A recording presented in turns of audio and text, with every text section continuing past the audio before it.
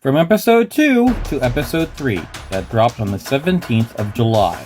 To review, Episode 1 dropped May 22nd, but actually dropped early at the Paley Museum on the 16th. Then Episode 2 came on the 26th of June. Then less than 3 weeks later was Episode 3. So, Episode 1 to 2 was more than a month's wait, and 2 to 3 was less than a month.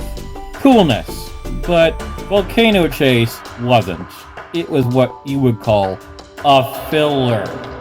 When the episode begins, Pac-Man just has Fairy, voiced by Rebecca Wang, of course.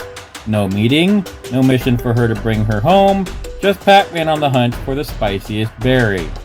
And it looks like a strawberry combined with a chili pepper.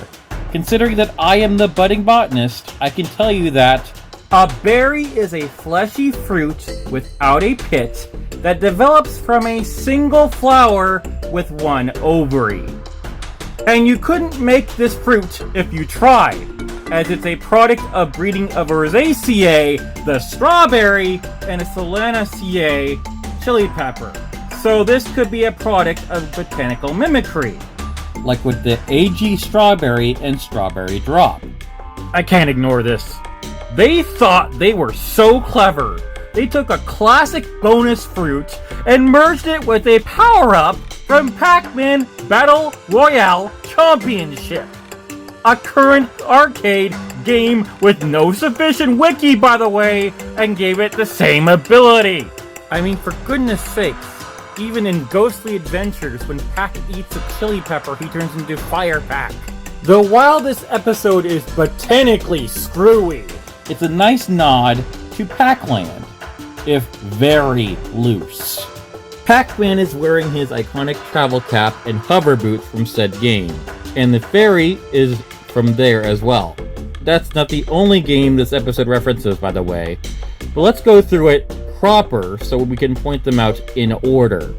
After Team Ghost plans their shenanigans in Pac-Suvius, Pinky demonstrates shape-shifting powers, and Clyde points out the new species, Pacas, are the same colors as them. How convenient. Then he gets pooped on. Oh goody.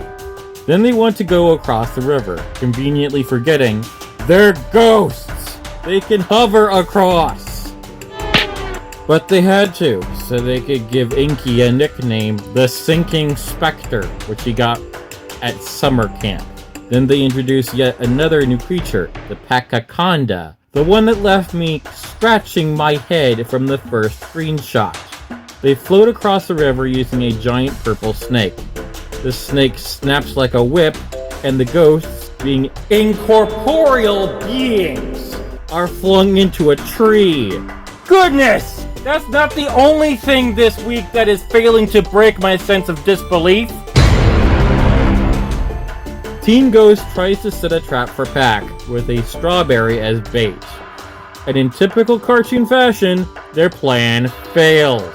On top of that, an unpackified alligator starts attacking said incorporeal beings. Then a puka scurries by.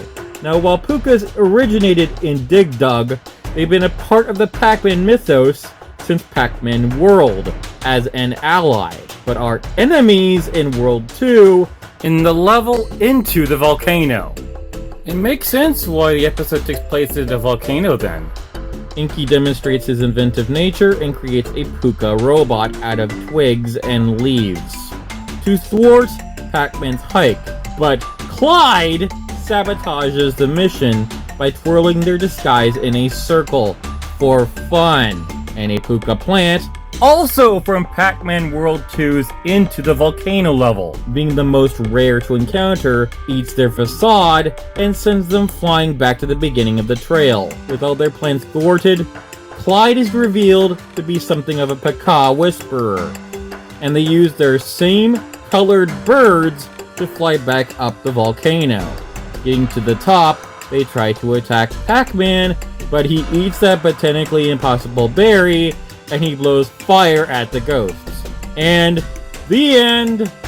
Aside from not knowing what ghosts are, This episode was just a reference fest, so I give it 3 stars. It was ridiculous. Looks like the next episode is on August 21st.